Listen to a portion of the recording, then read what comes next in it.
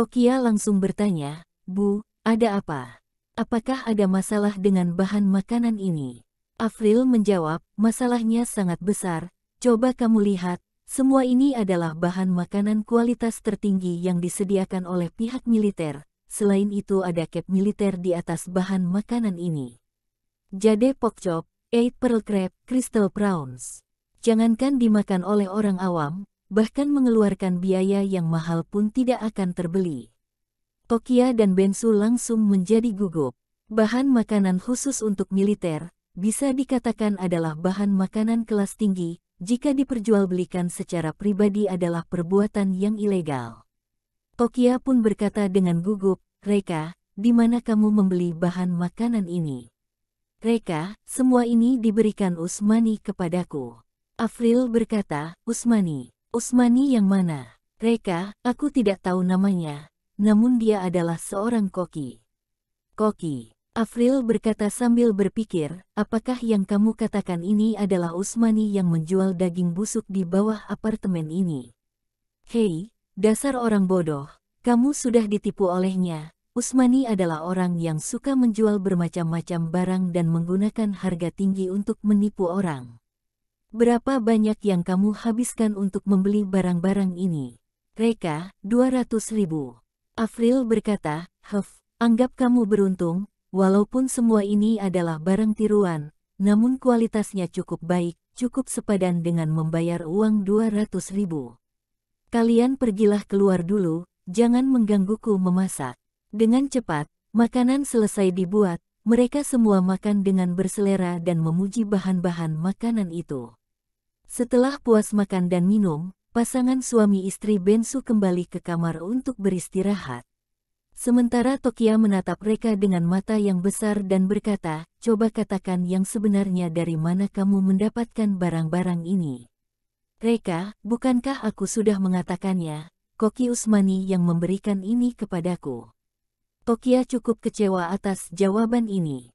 Dia masih terus membujuknya dengan berkata, "Cepat katakan yang sejujurnya, jika jawabanmu bisa membuatku puas, aku akan membiarkanmu masuk tidur di kamar." Reka sedikit tergerak, oleh karena itu dia pun menjawab dengan jujur, "Sebenarnya Koki Usmani itu adalah juru masak utama dari kemiliteran. Semua barang ini diberikan olehnya, semua barang ini memang merupakan barang yang disediakan untuk pihak militer." Tokia langsung bangkit berdiri dan kembali ke kamar dengan kesal, Aku sudah memberimu kesempatan dan kamu masih tidak menggunakannya dengan baik, kalau begitu kamu tidur di sofa saja." "Reka, pembohong, semua wanita adalah pembohong." Keesokan harinya, ketika langit sudah menjadi terang, Reka dibangunkan oleh Tokia. Tokia saat ini sedang tergesa-gesa ingin keluar rumah, dalam kepanikannya dia pun menabrak pintu. Reka langsung bertanya, "Tokia, mengapa kamu terburu-buru seperti itu?" Tokia langsung menjawab, "Ada masalah di pabrik, aku harus pergi ke pabrik untuk melihatnya." Setelah mengatakan ini, dia langsung keluar rumah dengan tidak sabar. Reka mengerutkan kening, buru-buru memanggil Petrus, orang terkaya dari Geffen. "Coba periksa, masalah apa yang dialami pabrik Tokia di sana." Petrus langsung menyanggupi dan menyuruh orang untuk memeriksanya. Petrus Eropah adalah orang terkaya di Geffen, kemampuannya bisa menyentuh seluruh dunia bisnis Geffen. Tidak sampai 5 menit kemudian, dia sudah bisa mengirimkan apa yang terjadi kepada Reka. Pemasok-pemasok barang keluarga Tokia menghentikan pasokan barang pada saat bersamaan, memaksanya untuk membayar hutang. Jika tidak ada bantuan dari luar, kemungkinan pabrik akan menghadapi kebangkrutan dan ditutup. Investigasi awal menunjukkan kemungkinan masalah ini berkaitan dengan Greg dari keluarga Napolo. Reka mendengus. "Aku masih belum melakukan sesuatu kepada keluarga Napolo dan keluarga Napolo sudah datang sendiri ke hadapanku. Kebetulan sekali, aku akan mengambil kesempatan ini untuk menyingkirkan keluarga Napolo sekaligus." Dia membalas Petrus dengan sebuah pesan, "Untuk sementara tidak perlu bergerak dulu, tunggulah perintahku." Di pabrik baja, Tokia menatap lusinan surat gugatan pengacara yang ada di depan mejanya dengan kepala yang sangat pusing. Isi dari surat gugatan ini adalah jika hari ini tidak membayar pemasok, maka para pemasok barang itu akan menggugatnya ke pengadilan. Namun dana yang dimiliki pabrik baja saat ini sudah habis digunakan untuk pesanan keluarga Eropa, mana mungkin dia masih memiliki uang untuk membayar pemasok. Tidak ada pilihan, Tokia hanya bisa pergi bertemu langsung dengan para pemasok dan melakukan negosiasi bisnis. Di dalam ruang pertemuan sudah dipenuhi asap rokok. Semua pemasok pabrik baja itu sudah hadir di sana. Mereka sudah datang dan merokok sejak pagi dan terlihat tidak senang. Tokia dibuat terbatuk-batuk. Dia pun berkata dengan nada hampir memohon, "Para bos sekalian, sebelumnya kita bekerja sama dengan baik, bagaimana tiba-tiba ingin memutus kerja sama?" Abeno, perwakilan dari pemasok itu mencibir dan berkata, "Salahkan kamu sendiri yang sudah menyinggung orang yang tidak layak untuk disinggung. Saat ini orang besar itu juga sudah memberi kita tekanan, mohon Mas Hita bos untuk tidak mempersulit kami." Tokia mengerutkan kening, menyinggung orang besar. Apakah Greg dari keluarga Napolo? Sialan, ini pasti perbuatannya.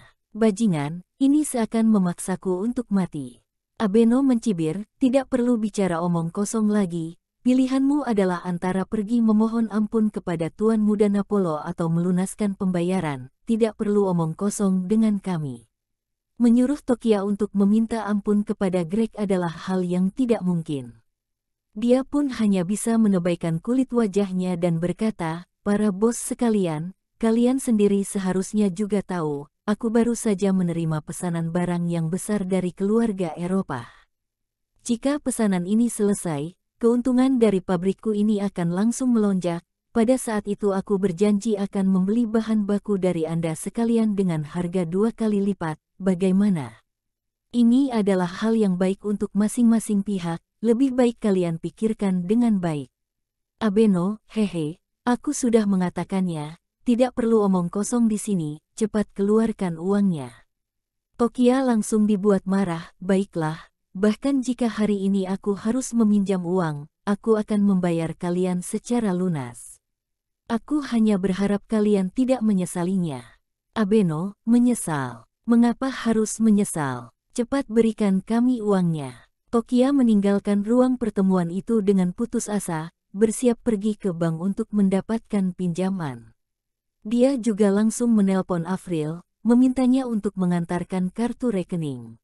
Keluarga Eropa sudah memberikan uang muka sebesar 10 miliar dan masih tersisa sekitar 2 miliar. Uang ini dia simpan di kartu rekening Avril.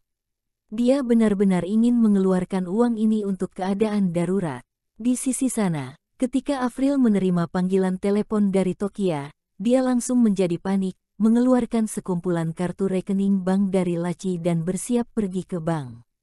Reka buru-buru bertanya, "Bu, apakah kartu yang terakhir kali aku berikan kepadamu sudah kamu bawa?" Ketika terakhir kali dia mendapat pembayaran uang muka sebesar 10 miliar dari keluarga Eropa, Avril harus pergi menyetor uangnya sendiri. Untuk memudahkan Avril menyimpan uang dan tidak mengantri, Reka memberikannya kartu Infinity Purple miliknya.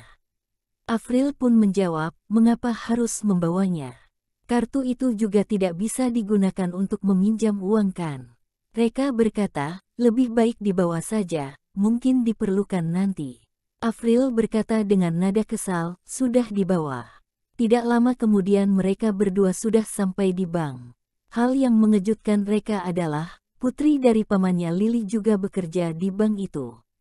Pada saat ini Tokia sedang memohon kepada Lily, namun Lily masih berwajah tegas dan tidak tergerak. Avril menepuk dahinya, "Selesai sudah. Lily bekerja sebagai manajer di bank ini.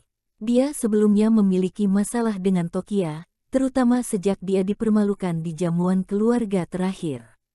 Dia semakin membenci Tokia. Jika dia memberikan pinjaman untuk Tokia baru aneh." Reka menghibur dan berkata, "Bu, jangan khawatir. Kita tidak membutuhkan pinjaman. Kartu yang aku berikan kepadamu itu sudah cukup untuk Tokia melewati masalah ini." Avril memelototi Reka dengan kesal. Aneh jika dia percaya perkataan Reka ini. Bahkan untuk mengeluarkan hadiah pernikahan senilai 250 juta pun dia tidak sanggup memberikannya. Berapa banyak uang yang bisa ada di dalam kartu ini? Selain itu bahkan dia tidak bisa mengeluarkan uang untuk belanja bahan makanan. Lily yang melihat Avril dan Reka sudah datang, menjadi lebih arogan. Bibi kedua, apakah Anda harus datang secara pribadi untuk masalah sekecil ini? Bukankah menantumu sangat hebat? Bahkan Dinas Perdagangan dan Perindustrian pun takut kepadanya, biar dia yang membantu kamu mengurus masalah uang seperti ini. Lily sudah menyelidiki, Dinas Perdagangan dan Perindustrian menghormatinya karena dia pernah menyembuhkan penyakitnya. Reka adalah seorang pemuda miskin yang tidak memiliki uang dan kekuasaan, tidak perlu takut padanya. Wajah Avril tersipu merah. Dia berusaha menyenangkan Lily dengan berkata, "Hei, Lily, kamu memandangnya terlalu tinggi, hanya dengan hubungan miliknya ini sama sekali tidak bisa dibandingkan denganmu. Saat ini dia masih bukan menantuku, selain itu jika dia benar-benar menjadi menantuku, apakah bisa lebih dekat dibanding hubungan keluarga kita? Jika ada kesulitan lebih baik mengandalkan keluarga kan?" Lily melirik Reka dengan penuh kemenangan. Kemudian berkata, "Baiklah, karena bibi kedua sudah berkata seperti ini, bukankah akan terlihat tidak berperasaan jika aku tidak membantu kamu? Kakak sepupu, aku bisa memberikan pinjaman senilai 10 miliar itu, namun aku harus mendapat persentase keuntungan pribadi sebesar 30%. Tokia langsung terpukul. Pinjaman sebesar 10 miliar dan dia harus memberikan 2 miliar 500 juta untuk bunga. Jika dihitung bunga ini jauh lebih tinggi dan kejam dari rentenir. Tokia memohon dengan wajah yang getir, "Lily, bunga senilai 30% ini benar-benar terlalu tinggi, aku sama sekali tidak sanggup. Tolong bantu aku, kurangi bunga ini, hutang budi ini akan aku ingat seumur hidup." Lily mendengus, "Bantu? Apakah kamu pantas membicarakan ini denganku? Jika bukan karenamu, apakah mantan pacarku bisa kehilangan posisinya sebagai ketua? Keuntungan bunga sebesar 30%, sama sekali tidak boleh kurang, jika tidak, lebih baik tidak usah dibicarakan sama sekali." Wajah Tokia menjadi pucat, merasa sangat bergumul. Pada akhirnya karena sudah tidak memiliki cara lain, dia hanya bisa menganggukkan kepala dan menyetujuinya. "Kalau begitu, baiklah, aku berjanji." Ketika pembicaraan ini masih belum selesai, tiba-tiba terdengar suara makian Reka yang berkata, "Pengurusan pinjaman nasabah adalah tanggung jawab kalian sebagai bank. Dan kalian berani meminta keuntungan bunga sebesar 30%. Benar-benar merusak nama baik industri keuangan. Cepat panggil manajer kalian ke sini. Hari ini aku tidak akan melepaskan ini sebelum dia memberikan penjelasan yang jelas." Suaranya sangat keras, bergema di dalam aula dan langsung menarik perhatian banyak orang. Wajah Lily Scott ini sudah pucat karena panik, dia langsung menjelaskan dan berkata, "Kamu omong kosong apa yang kamu katakan? Siapa yang ingin mendapat keuntungan? Beraninya kalian memfitnahku, berkata karakterku tidak baik.